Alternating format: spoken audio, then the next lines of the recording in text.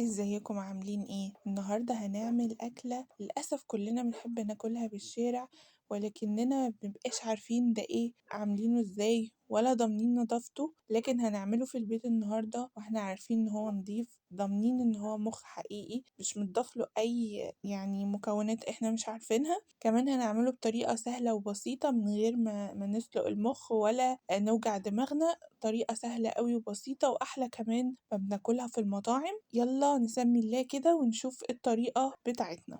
المخ طبعا مش لازم تجيبيه من عند الجزار، ممكن تجيبيه من أي هايبر ماركت كبير، هتلاقيه طبق كده بيتباع المخ فيه على بعضه. هنجيب قطعة المخ وهنبدأ إن احنا نقطعها وهتتقطع معانا بكل سهولة.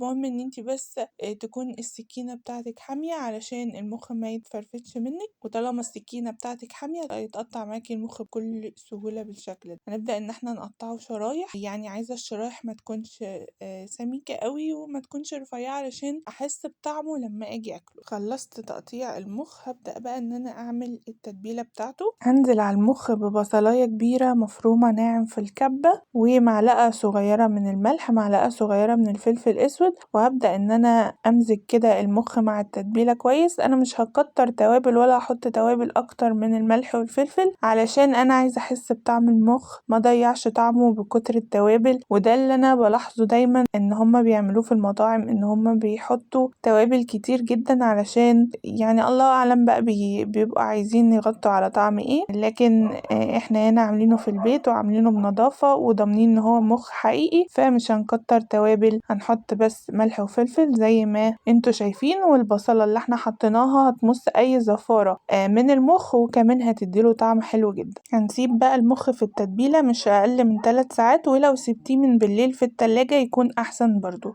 انا هنا سبته حوالي 4-5 ساعات، وبعد كده بدأت ان انا احضر بقى الكفر اللي احنا هنغطي بيه المخ. هجيب بيضة وهتكون عليها رشة ملح بسيطة ورشة فلفل بسيطة، مش هكتر لان احنا اوريدي حاطين ملح وفلفل في المخ. بعد كده هخفق البيضة بالشكل ده، ومعايا طبق فيه بقسماط مطحون، هضيف عليه معلقة كبيرة من الدقيق. معلقة الدقيق دي هتخلي الكفر بتاع المخ يمسك كويس وما يقعش مني وانا بحمره في الزيت. هشيل البصل من على قطعة المخ قبل ما احطها في البيض والبقسماط علشان البصل ده ما يتحرقش مني في الزيت. وهنزل المخ في البيض وبعد كده البقسماط، وهدوس عليه بالبقسماط كويس بالشكل ده. انا محضرة طاسة فيها زيت غزير سخن.